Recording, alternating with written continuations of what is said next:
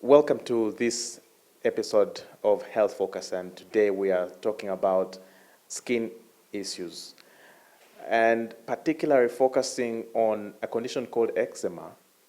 I know it's a common word that you could have heard out there, or probably have someone within your household that actually has this skin condition. It's commonly characterized by, itchy skin rash and many other characteristics.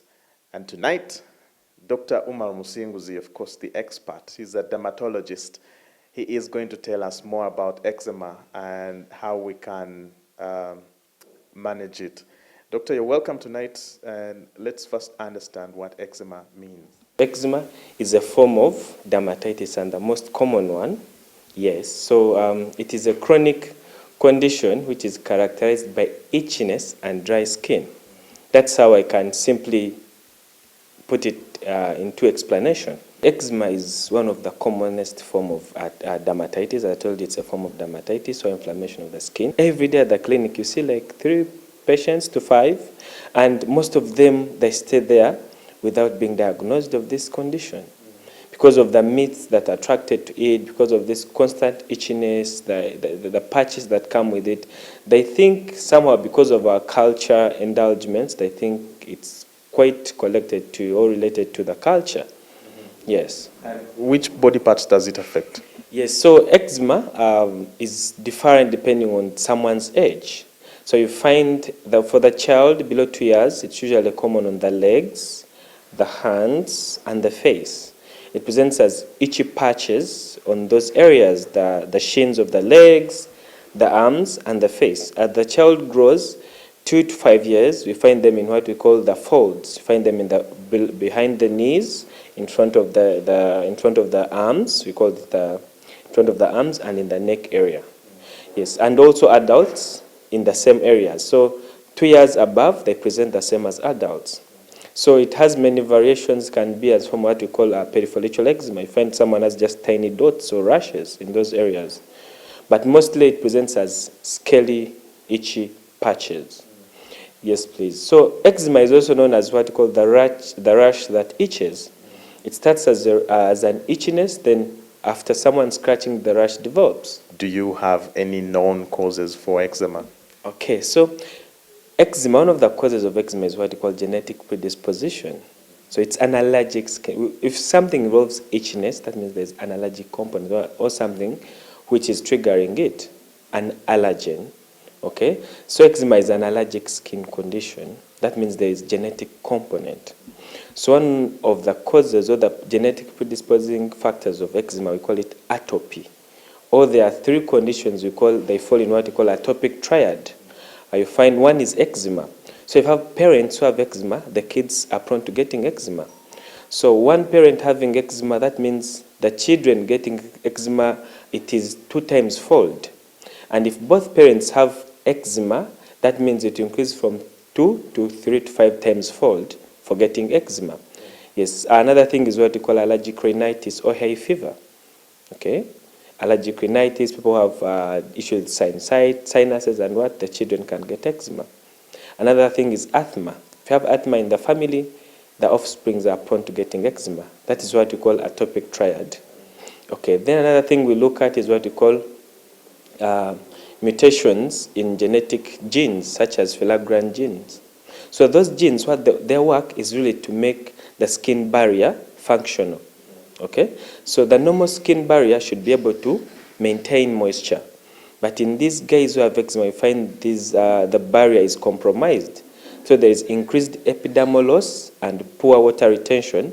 Okay, the amount of water that is lost through the epidermis is increased, or through the skin, and there is poor retention of water. That means this skin is going to become dry. Okay, these lipids which make the skin become moisturized, they are going to diminish. Filaggrin components, one of the things, if filaggrin is broken down in the skin, what it does, it maintains it forms what you call the natural moisturizing factors and ceramides in the skin, so that your skin feels plump and hydrated. So if you have a mutation in this gene, All those factors, you won't see them, so there will be increased water loss and poor water retention, leading to this dryness of this the skin of these people who have eczema. And also you have what you call environmental factors. So it's an interplay between genetic and the environmental factors.